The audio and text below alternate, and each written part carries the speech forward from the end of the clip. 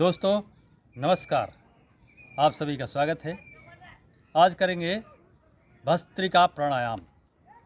भस्त्रिका प्राणायाम एक ऐसा प्राणायाम है जो तुरंत प्रभाव देने वाला प्राणायाम है और बहुत अधिक परिणाम देने वाला प्राणायाम है।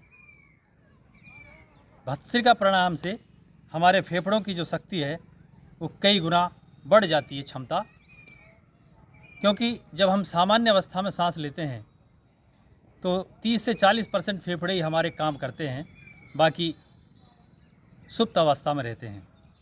लेकिन जब हम भस्त्रिका प्राणायाम करते हैं तो 100% क्षमता से हमारे फेफड़े कार्य करते हैं।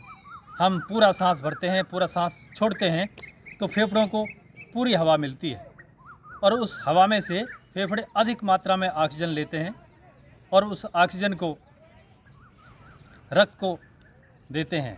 उससे रक्त शुद्ध होता है और रक्त की जो नलिकाएं हैं वो भी साफ़ होती हैं और रक्त उस ऑक्सीजन को हमारे पूरे शरीर को देता है और पूरे शरीर की कोशिकाएं अधिक ऑक्सीजन मिलने से सजी उठती हैं। हमारी त्वचा पर चमक आती है, झुर्रियाँ हटने लगती हैं और चेहरे पर एक अलग प्रकार का तेज शरीर में स्फूर्ति दिखने लगती है। तो इतना अद्भुत है भस्त्रिका प्राणायाम। इसको हम 3 प्रकार से कर सकते हैं। एक सामान्य भस्त्रिका प्राणायाम जिसको हम डीप ब्रीदिंग भी कह सकते हैं।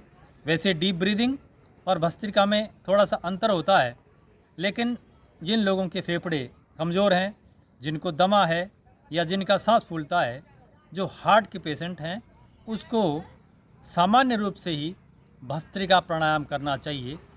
इस प्रकार से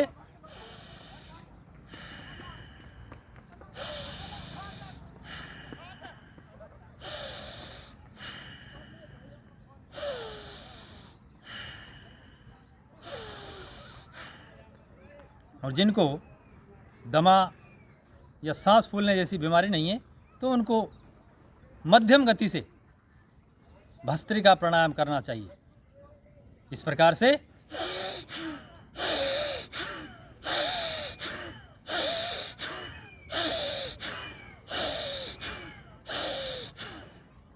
पूरी ताकत के साथ में फेफड़ों में हवा भरनी है और निकालनी है। इससे हमारी मेमोरी भी शार्प होती है, हमारी याददाश्त बढ़ती है, हमारा रक्त संचार बढ़ जाता है और शरीर में ऑक्सीजन लेवल भी बढ़ता है। तो जो युवा हैं, जो स्वस्थ हैं, वो तीसरी गति से, तीव्र गति से भी भस्त्रिका प्राणायाम कर सकते हैं। इस प्रकार से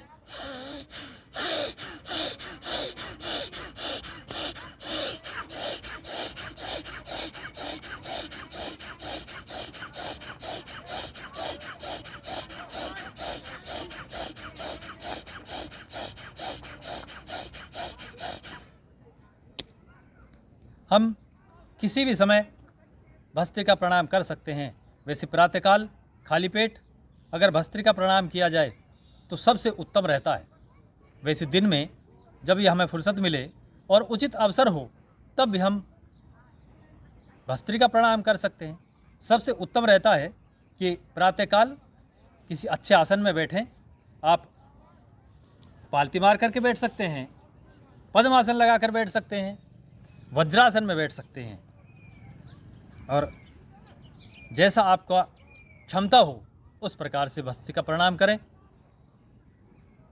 इसको 2 से 3 मिनट ही करना चाहिए। ज़्यादा करने से शरीर में ज़्यादा गर्मी पैदा होती है।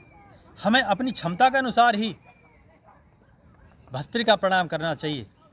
जो लोग बीमार हैं, थोड़ा सा जिनका स्वास्थ्य कमज़ोर है, तो डीप ब्रीदिंग ही करें और उसके बाद जैसे जैसे क्षमता बढ़े वैसे वैसे आप भस्त्रिका प्राणायाम की भी क्षमता बढ़ा सकते हैं।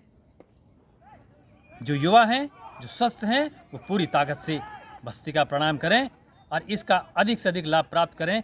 सबसे सरल और सबसे प्रभावशाली और तुरंत प्रभाव देने वाला प्राणायाम है भस्त्रिका प्राणायाम।